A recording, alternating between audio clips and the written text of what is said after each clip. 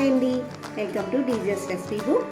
ఈరోజు recipe బుక్లోని recipe Bombay halwa లేదా కరాచీ హల్వా అనేటువంటి కార్న్ఫ్లోర్ హల్వా. మెత్తగా సాఫ్ట్గా ఉండే ఈ హల్వా మన ఇంట్లోనే చాలా సులభంగా చేసేసుకుందాం. వీడియోలోకి వెళ్ళే ముందు మీరు మొదటిసారిగా నా వీడియోని చూస్తున్నట్టయితే తప్పకుండా సబ్స్క్రైబ్ చేసుకోండి, అలాగే బెల్ ఐకాన్ని ప్రెస్ చేయండి.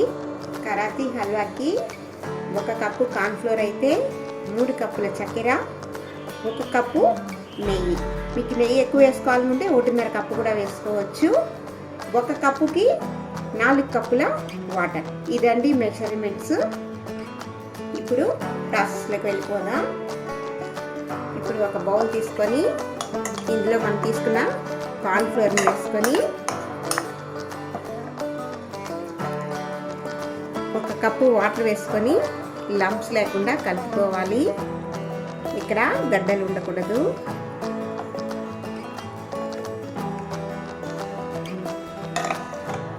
ఈ మాదిరిగా ఉండలు లేకుండా సాఫ్ట్ టెక్స్చర్లో కలుపుకోవాలి.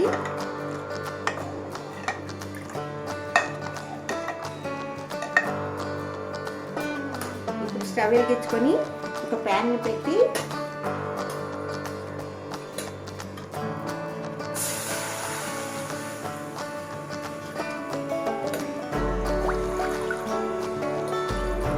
ఇందులో 3 కప్పుల వాటర్ వేసుకోవాలి.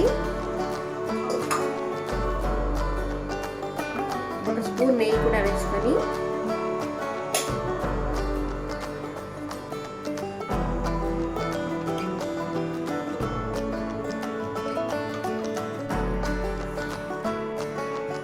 ఇందులో 3 కప్పుల చక్కెరని వేసుకోవాలి.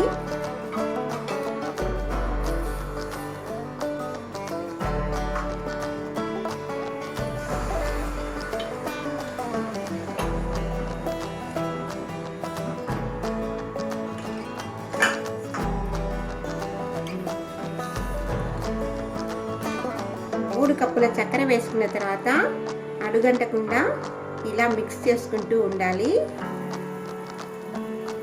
ఇప్పుడు ఇందులోంచి 1 కప్పు వాటర్ తీసి తనిగా పెట్టుకోవాలి.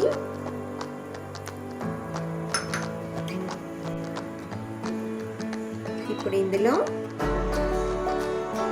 ఫ్లేమ్ లోలో పెట్టుకొని కొద్ది కొద్దిగా వేసుకుంటూ ఉండలు లేకుండా ఇలా మిక్స్ చేసుకుంటూ ఉండాలి.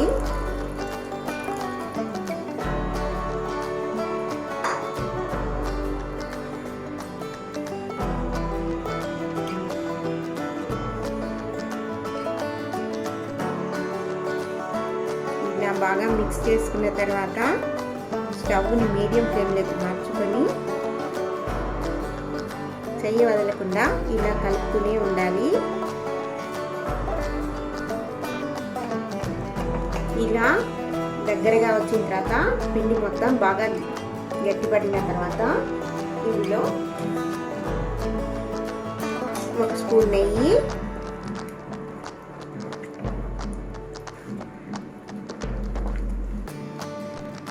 కొద్దిగా చక్కెర నీళ్ళు ఇలా వేసుకుంటూ బాగా కలుపుతూ రావాలి.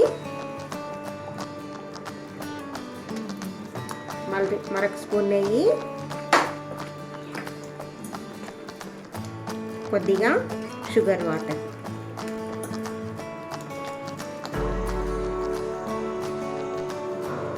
ఇలా మిక్స్ చేస్తూ ఉంటే ఈ స్వీట్ చాలా చూవీగా వస్తుంది.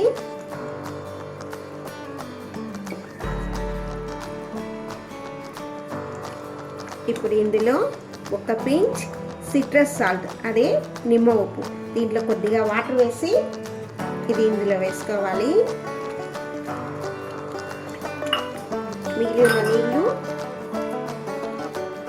మిగిలి ఉన్న నెయ్యిని కూడా మొత్తంగా వేసేసి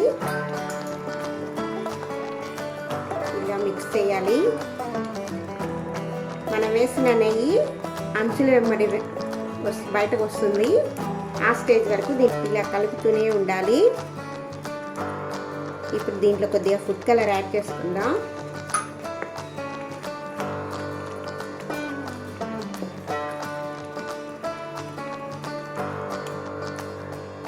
ఇప్పుడు ఇందులో 2 యాలకులను పొడి చేసుకొని ఆ పొడిని కూడా వేసుకోవాలి.